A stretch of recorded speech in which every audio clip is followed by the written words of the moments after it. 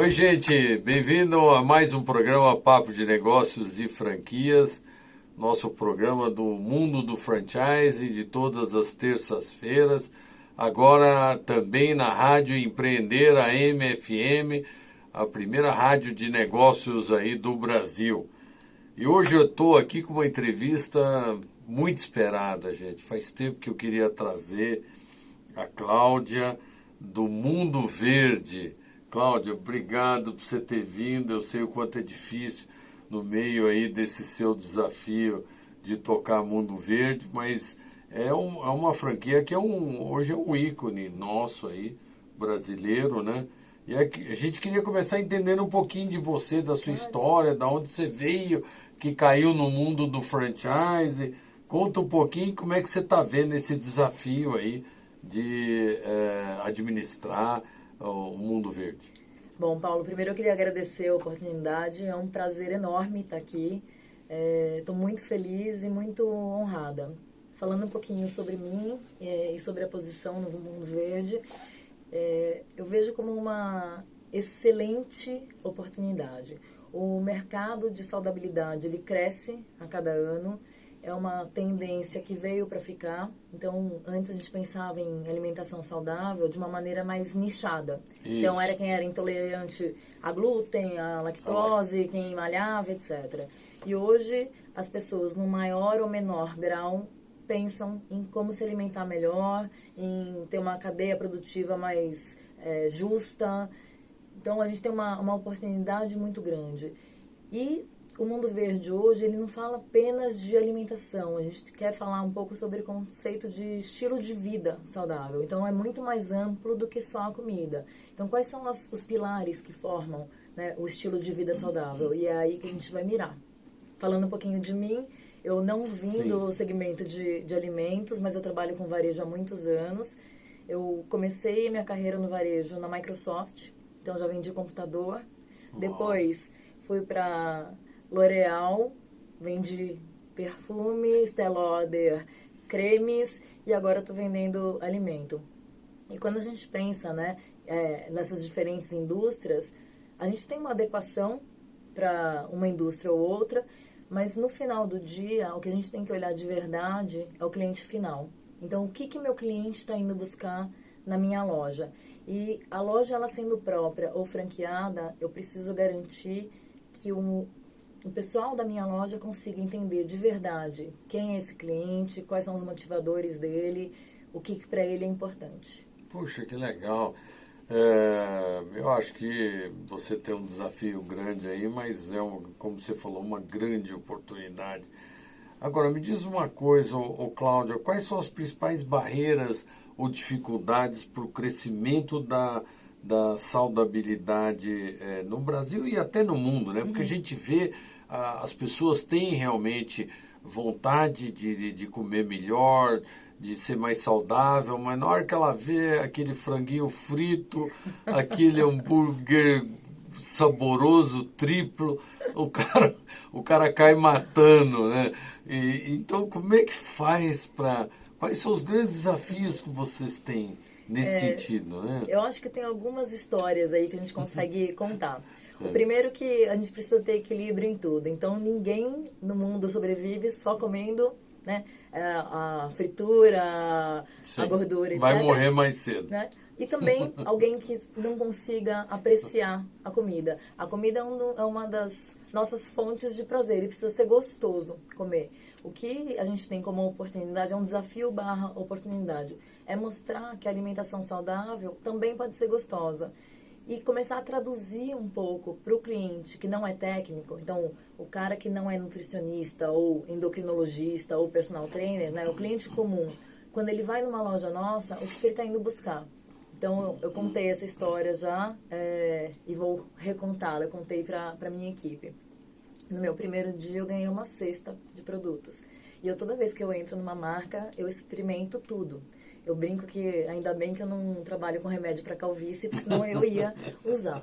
E naquela cesta tinham muitos produtos e, né, parênteses, a alimentação na minha casa já é mega saudável. Então, os meus filhos estão acostumados com esse tipo de comida.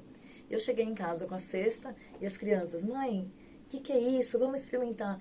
E tinham muitas coisas na nossa cesta que eu não sabia explicar para as crianças. Então, acho que a gente tem um desafio de traduzir para o cliente final e comum eu concordo. o que é, qual o benefício daquele produto, por que vai fazer bem para aquele cliente consumir aquele produto.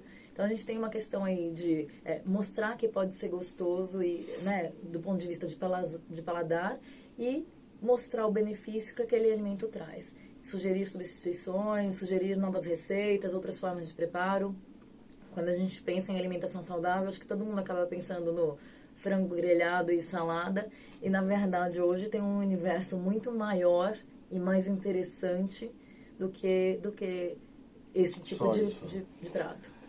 Agora, uma coisa que a gente vê, que talvez seja uma barreira, é que o custo dos produtos saudáveis são bem mais caros do que os produtos não saudáveis. Tanto que o grande sucesso do fast food foi vender comida barata e realmente atrativa em termos de sabor. Como é que vocês conseguem trabalhar isso? Como é que vocês veem? Eu estava lendo um estudo outro dia que o consumidor que opta por uma alimentação saudável, ele já está predisposto a pagar um pouquinho mais pelo benefício e pela qualidade que ele recebe. De qualquer forma, a gente está num caminho sem volta. A alimentação saudável ela é uma tendência real no mundo. E a partir do momento que a gente democratiza esse acesso, né, é o efeito Tostines. Então, assim, ele ainda custa caro porque pouca gente consome. Mas o efeito escala. A gente ampliando a base, com certeza, a gente consegue reduzir o preço. E aproximar do custo da comida não saudável. Exatamente. Poxa, é verdade, é isso mesmo.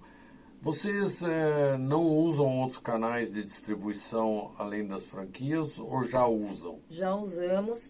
A gente tem que pensar de novo no cliente final. Hoje o cliente final ele faz uma jornada de compra que ela não é necessariamente ponto a ponto, casa, sem loja. Dúvida. Então ele vai pesquisar na internet, ele vai olhar em outros canais. Quanto é jeito. E o que a gente precisa garantir é que esse cliente final seja atendido da melhor forma, seja via franquia, seja via e-commerce, seja loja própria.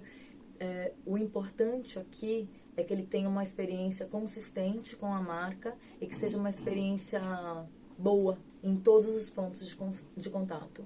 E como é que vocês administram para evitar conflitos com as lojas, o cliente comprar, por exemplo, na internet? A loja participa de alguma maneira? Hoje, o e-commerce também é uma tendência que veio para ficar, então o cliente ele vai optar em comprar online ou na loja física de acordo com o momento de compra dele. Então, tem uma questão muito forte de conveniência. A gente precisa garantir que a política de preços praticada seja a mesma, então a gente tem que ter consistência em relação a preço final. E a ideia é que num curto prazo a gente comece a trabalhar com a questão de pick-up in store ou vitrine infinita para garantir que o franqueado ele entre nesse círculo, né, de compra. O que eu tenho visto nas outras marcas todas que eu cuidei é que o e-commerce ele funciona muito como vitrine, mas na hora H o consumidor ainda prefere ir para a loja para sentir o produto, ver como que é a embalagem. Então, muitas vezes, eu adoro ficar em loja, né? Então, eu gosto de ficar em loja atendendo o cliente, porque é onde a gente aprende de verdade. E muitas vezes eu vi clientes chegando com o print do story do Instagram, falando, quero esse produto aqui que vocês colocaram no story de hoje. Como é que é esse negócio de vitrine infinita? Explica pra gente. A gente sabe que a gente tem um número grande de SKUs e que tem uma questão de abastecimento. Então, às vezes, até pelo tamanho da loja, o franqueado ele não consegue ter todo o sortimento porque não cabe na loja. Então, se algum cliente vê um produto no site e que ele vá para a loja e não exista, a ideia é que no futuro próximo o franqueado consiga colocar esse pedido no próprio e-commerce, ele vai usar um cupom para identificar que aquela compra saiu da loja dele. Então, a gente garante que o cliente foi atendido. Integra o franqueado na cadeia. O cliente foi atendido e o franqueado foi remunerado. Oh, que bacana. Até aproveitando o gancho, como é que a tecnologia tem impactado aí o negócio de vocês? Tecnologia, hoje em dia, ela deixou de ser suporte e entra como core business. Então, a gente precisa integrar cada vez mais os diversos canais. pensando novamente numa experiência 360 que o cliente precisa ter com a marca, a gente precisa integrar o que está acontecendo em mídia social, com o que está acontecendo no e-commerce, com o que está acontecendo na loja. Então, a tecnologia acaba sendo a infraestrutura que permite esse alinhamento. Ah, bacana. Hoje vocês estão com quantas unidades do Mundo Verde? Hoje nós temos 400 lojas. Quantas são próprias? Só 4 são próprias ainda, mas a ideia é que a gente tenha 10% da rede em lojas próprias. E a ideia da loja própria é realmente ser um piloto em termos de provas de conceito. Então, antes da gente fazer um rollout de alguma ideia, seja de mix, seja de exposição, seja de visual merchandising, é importante a gente testar esse conceito, aprender o que funcionou e o que não funcionou, para só daí fazer a recomendação para o franqueado desse novo modelo. Então, é mais justo e mais correto com a minha rede a gente errar na nossa loja para passar a bola redondinha para quem está na ponta. Vocês têm muitos franqueados múltiplos que têm mais de uma loja? Cerca de 10% da nossa rede tem mais de uma loja. A gente tem um perfil de franqueado. Ainda é pouco. Porque, na verdade, o negócio do Mundo Verde é um negócio que ele depende muito do franqueado estar em loja. Ah, tá. Então, esse é o perfil, a gente precisa de um franqueado que realmente tenha espírito empreendedor, então ele é meu sócio, né? Tem que olhar esse franqueado como um parceiro estratégico. E ele é dono do relacionamento com a base de clientes dele. Então, é importante que ele esteja na operação para entender o que o cliente está pedindo, se o sortimento de produtos dele está adequado, que tipo de ação de marketing, de treinamento, etc., que é necessário para a loja rentabilizar. Quer dizer, a equipe toda, eu acho que tem que ser muito bem treinada, Sim. né? Porque o que você falou ali é uma consultoria mais do que uma venda, sim, né? Precede, né, a venda, né? A gente tem algumas lojas que tem nutricionistas nos times. Para as lojas que não têm nutricionista, a gente disponibiliza um serviço de atendimento via telefone. Mas o Mundo Verde, desde que ele foi fundado, na verdade, ele exerce um papel muito importante de curadoria de produtos e de educação. Então, qual é o produto que eu preciso consumir? É o que eu estava falando sobre o consumidor ser leigo. Então, a gente sabe que existe um interesse, né, do nosso público em se alimentar melhor, mas são tantas opções disponíveis que, às vezes, o cliente ele precisa de uma ajuda sobre o que ele deve consumir. Essa área de sua de busca de produtos, avaliação, deve ser uma área difícil, porque deve ter uma quantidade absurda de fornecedores querendo entrar, né? E a maioria deve ser tudo fornecedor pequeno, né? Que quer aproveitar e crescer com a rede. Sim. Esse eu acho que é um aspecto decisivo. Né? A gente tem um trabalho muito forte de identificação de tendência de mercado. Então, o que existe de oportunidade no mercado, quais seriam os melhores fornecedores. Mas falando sobre os fornecedores pequenininhos, 75% dos nossos fornecedores são micro e pequenas empresas. Então, do ponto de vista de fomento ao emprego no Brasil, do ponto de vista de desenvolvimento, de distribuição de renda, etc., o Mundo Verde também tem um papel muito importante do ponto de vista social e de desenvolvimento do país. Nossa, que bacana. E em termos de investimento, hoje, qual que é o investimento para montar uma franquia do Mundo Verde? Em torno de 350 mil, a taxa de franquia é 65 e a ideia é que o franqueado ele tenha o retorno do investimento entre 2 e 3 anos. Bastante razoável. E vocês vão incentivar os franqueados a crescerem internamente, com a rede crescer internamente, ou buscar franqueados aí no mercado? Vocês têm uma meta de crescimento. Qual que é a sua meta que você me falou, que eu gostaria que você colocasse ao vivo aqui, porque é uma meta ambiciosa, tá? Com de número 400, de lojas, a ideia é que a gente passe de 400 para 1.000 lojas. Até quando isso? Nos próximos anos. Nos próximos 5 anos? Nos próximos 5 anos. Então, legal, 1.000 lojas. A gente entende que existe esse espaço no mercado. E a ideia é que a gente cresça nas duas vertentes. Então, buscando novos franqueados e fortalecendo os franqueados já existentes. Tá. Vocês, como é que vocês evitam que o franqueado ele coloque outros produtos na loja? Porque esse é um tipo de negócio que ele deve ser assediado assim, dia e noite por fornecedores locais, né? Que vêm tentar colocar produto. Deve ser um trabalho aí difícil. A gente tem um trabalho muito forte de cadastro, mas a gente também dá alguma flexibilidade para o franqueado para que ele atenda necessidades locais. Então, tem algumas coisas, algumas particularidades que são muito regionais. Então, na média, o franqueado coloca 80% do mix recomendado por nós e 20% ele teria espaço para colocar. Ah, legal, isso é bacana. O que é importante nesses 20% é que estes fornecedores que não estão em todas as lojas, eles estejam alinhados com o propósito da empresa, então do ponto de vista estratégico, e com a questão de qualidade e etc. Consumo consciente. Sim. Então, assim, em grandes linhas, a gente dá essa flexibilidade desde que a gente tenha a devolutiva de que esse fornecedor é alinhado com o que a gente acredita. E vocês supervisionam as lojas, lógico, para poder ver se está seguindo as regras adequadamente, né? Vocês têm alguma política de território para a franquia? Para expansão ou para operações? Para operação.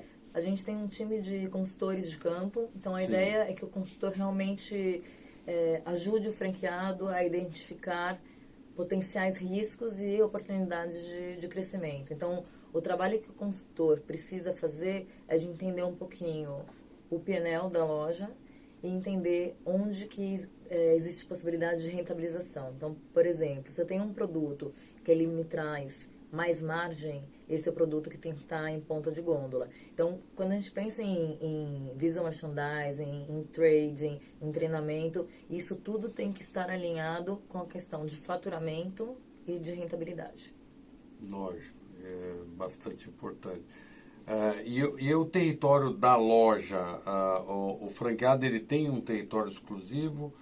A gente faz quando a gente está falando de expansão, a gente usa uma ferramenta de mapeamento. O geomarketing. Exatamente. Tá. E onde a gente avalia potencial de consumo, número de habitantes, renda per capita, etc., para entender qual que é o raio de abrangência daquela loja, para evitar sobreposição entre uma loja e outra e canibalização das vendas dessa loja. Então, existe uma preocupação muito grande, de novo, em garantir que aquela loja seja viável economicamente. E esse trabalho ele é feito a quatro mãos, né, franqueadora e franqueado, para ter certeza que a gente tenha uma cobertura suficiente de pontos, em termos de número de pontos, mas que seja um negócio saudável. Como é que é feito o marketing da rede? De forma centralizada? Você tem um fundo? Vocês é que fazem o marketing da rede? A gente trabalha com um fundo de marketing, então o fundo de marketing ele acaba sendo o guarda-chuva das ações de marketing da marca. Então tem algumas questões de branding mesmo que a gente precisa trabalhar. E a gente faz muita ação regional. Então, às vezes, a gente vai ter algum evento, ou algum influenciador indo na loja, ou fazer alguma ativação via PR. Então, tem uma parte que é para rede e tem uma parte que é local. Eu não tenho visto, para te falar a verdade, não me lembro de nenhuma publicidade do Mundo Verde. Isso é uma estratégia da empresa? Eu acho que falta um pouco isso. Exatamente, você está falando dessa conscientização da saudabilidade, é uma rede grande já. Não falta um pouco de mais agressividade em termos de divulgação? De novo, eu vejo isso como oportunidade, tá, Paula? A gente acabou trabalhando muito a questão de digital, que hoje, de verdade, em termos de mensuração, é mais fácil. Só que não dá para a gente trabalhar só digital. Então, hoje a gente precisa a gente participa de muitos eventos, tem trabalhado bastante via assessoria faz bastante a parte de digital, mas eu sinto falta um pouco de mídia regular, Sim, vamos falar. offline. Então a gente precisa redefinir o plano que será feito para 2020 e fazer as alocações. Eu, de novo, acredito em equilíbrio, né? Lógico. Então, a gente não pode sair de só offline, só para online e vice-versa. Então, tem que ter um meio termo e pensando de novo em resultado, se o nosso foco é gerar uma experiência positiva para o cliente, gerar faturamento para as lojas, etc., eu só consigo isso divulgando a marca. A negociação com os fornecedores é feita centralizada, né? Por vocês, né? Não de todos os serviços, estão em algumas... Dos produtos. Dos produtos, sim. Tem esses fornecedores locais que podem... Os grandes nacionais. Grandes, sim. Os grandes, sim. E aí o franqueado faz o pedido direto ou faz o pedido para vocês? Depende do perfil do franqueado. Então, existem alguns franqueados maiores que, para ele, do ponto de vista tributário, é melhor que ele seja atendido direto pela indústria. Mas a negociação de preço é feita pela gente. Tá. E os menores? Os menores, eles optam pelo CD porque existe uma condição de pagamento, prazo, etc., que acaba dando mais fôlego para esse franqueado menor. Vocês têm um CD ou mais de um? Hoje nós temos 2 CDs. Tem um CD da Natui, que é um dos braços de e-commerce, que fica no Espírito Santo, e outro CD, que é o principal, que fica aqui em São Paulo, interior de São Paulo. Muito bom.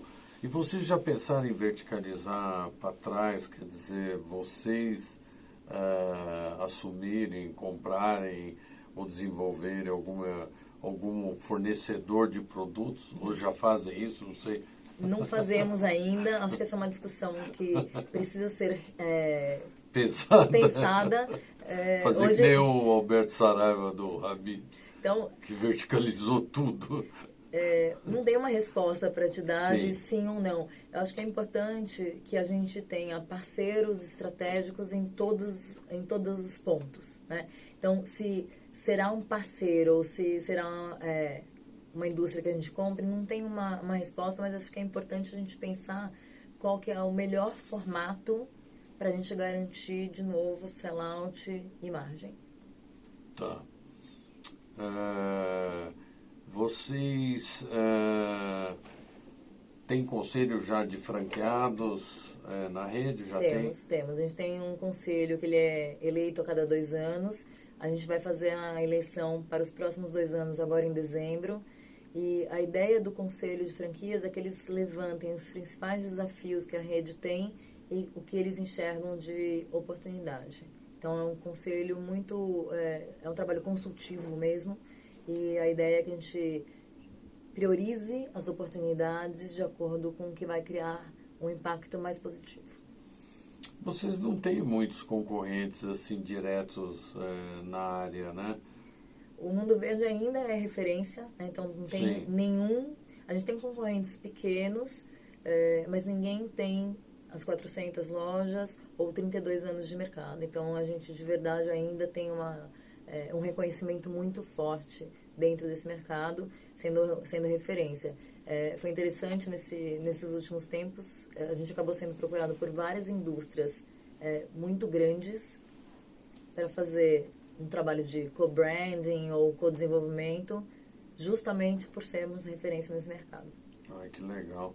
Aliás, eu queria aproveitar, ainda voltando atrás no conceito, vocês caminharam um pouco algumas lojas não só para ser o fornecedor de produtos, mas de prover alimentos que a pessoa possa usufruir na hora, né? É uma tendência isso, quer dizer, você caminhar... Estou tentando lembrar o nome daquela rede americana. A Whole Foods. A Whole Foods. Vocês querem ser Whole Foods aqui no Brasil? Quer dizer, o cara, ele compra lá na Whole Foods, você compra e come lá mesmo, é espetacular, ou leva para casa e tal. E eles cresceram assim, de uma maneira espetacular lá, até ser comprados, né? Existe esse caminho? quando a gente pensa em Whole Foods nos Estados Unidos ou Hema na China, esse conceito... O Hema eu não conheço, é um é o Whole Foods da chinês, China. Não é exatamente o mesmo modelo, mas é um bom benchmark como varejo. Quando a gente olha esses varejistas, a gente vê que existe uma questão de serviço ao cliente. Então, quando a gente fala de grab and go, etc., hoje em dia todo mundo está sem tempo. Então, você ter essa conveniência é fantástico. E é um jeito de você criar engajamento do cliente com a loja, né? Então, ele aumenta a frequência. Você faz compras no mercado uma vez por semana, né? Uma vez por mês. Comer, você come todo dia. Então, você acaba indo com uma frequência muito maior e se for um ambiente... Se for um ambiente agradável, se for gostoso, se ele conhecer os vendedores... Então, na loja da Oscar Freire, que a gente acabou de abrir, que é uma loja própria, né, e a gente está posicionando como flagship, existe um espaço onde o cliente pode comprar, ele usa o micro-ondas da loja, se alimenta ali, tem um Wi-Fi, então se ele quiser passar a tarde inteira na nossa loja, ele é super bem-vindo. Ai, que legal. Eu acho esse o melhor caminho. Eu vi que isso é o futuro. Os jovens adoram. A Starbucks fez isso, né? Sem ser supermercado, mas assim, de incentivar o cliente a ficar na loja. Então, se você está na loja, você acaba consumindo outras coisas, né? E você cria de verdade um relacionamento de longo prazo com esse cliente. Eu acredito muito que as relações, elas não são entre pessoas jurídicas, mas elas são entre pessoas físicas. Então, é o cliente conhecendo o gerente da loja, o gerente da loja sabendo que tipo de comida que aquele cliente gosta. Então, o atendente, é isso mesmo. Precisa humanizar um pouco a relação. Esse é o futuro das lojas, né? Viver experiência. E a rentabilidade hoje, média aí do investidor... que está investindo 250 mil, 300 mil reais aí para montar um mundo verde. Quanto que ele consegue aí de rentabilidade percentual depois da loja já pouco madura, 6 meses, 1 ano? Você tem alguma... Eu não tenho esse número em média, porque depende muito do estado da loja. Uma loja. faixa de tanto. A ideia, como eu disse, a ideia é que o retorno seja em até 3 anos e a partir daí ele começa a já ter a rentabilidade líquida. Tá, perfeito. E quais são as barreiras para o seu crescimento? Você quer chegar a 1.000 lojas. O Brasil é um mercado bastante competitivo em franquias.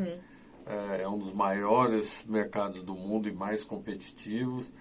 Tem mais de 3 mil franqueadores. Quais são as suas barreiras para você chegar nas 1.000 lojas?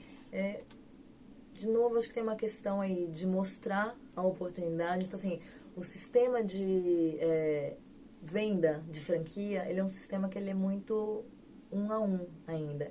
Então, hoje a gente tem uma questão econômica do país, que tem pouco dinheiro circulando. Existe uma competição por esse dinheiro, né, que é pouco. E você mostrar por que o seu negócio é mais interessante.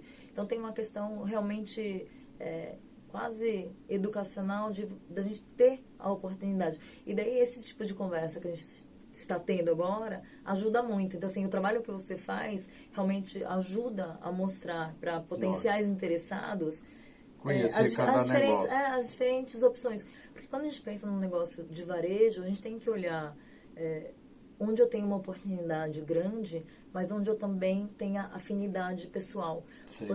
Porque você precisa acreditar naquilo que você está vendendo. É muito difícil você vender para um cliente final alguma coisa que você não acredita. Então, tem uma questão de aderência de perfil. Perfeito, bacana. E internacionalmente, vocês pensaram ou já pensaram? Tem essa ambição de crescer internacionalmente? Eu não descarto nenhum vetor de crescimento. Então, eu sei que lá atrás, muito antes de eu assumir a gestão do Mundo Verde, já houve um namoro internacional. Mas acho que fora um pouco de época. Sim, então acho que pensando no planejamento de 2020, né, dos próximos anos de maneira geral, Acho que é uma oportunidade que deve ser avaliada. Hoje eu ainda não tenho uma resposta para te dar de sim ou não, mas, de novo, pensando em volume, escala, etc., não deve ser descartada, pelo menos, a análise da ideia. Legal, o Brasil tem tantos produtos maravilhosos Sim. e saudáveis. Eu acho que ajudaria demais a nossa imagem, né, que está tão arranhada. E pensando até do ponto de vista cambial, a gente está num momento que favorece a exportação, porque o nosso preço acaba sendo muito competitivo. Se a gente estiver vendendo para a Europa, por exemplo, o pessoal comprar em euro um produto com preço brasileiro, Nossa. é super competitivo. Aliás, por falar em mundo verde mesmo, né? Vocês têm alguma causa que vocês apoiam ligada à área ecológica? A gente acredita muito em sustentabilidade, então um dos vetores que a gente quer trabalhar no próximo ano é realmente ser uma marca cada vez mais verde. Então, pensando em embalagem, pensando em cadeia produtiva, pensando em RH. Então, a gente tem feito um trabalho interno, a gente tem que começar primeiro dentro de casa. Isso, né? Então, a gente tem feito um trabalho interno de conscientização. Então, por exemplo, lá no escritório, cada um tem a sua canequinha para evitar o uso de copo descartável. Pô, parabéns, é assim mesmo, começa dentro Começa de casa. pequenininho. Olha, Cláudia, foi ótimo, adorei aí a sua entrevista. Conhecemos hoje mais profundamente essa empresa que a gente tanto admira, que é o Mundo Verde, um dos ícones aí do franchise brasileiro. Vocês tiveram essa oportunidade aí, e essa oportunidade para investir. Venham conversar com a gente. Vê que eles estão com o sangue aqui fervendo para poder crescer, e acho que é assim mesmo. Olha, muito obrigado. Eu que agradeço. Muito E deixo um convite para a tua audiência para virem conversar com a gente. Vai ser um prazer. A ideia é que todo mundo possa crescer junto. Bom, legal. Valeu, gente. Até o próximo Papo de Negócios e Franquias. Um abraço. Tchau, tchau.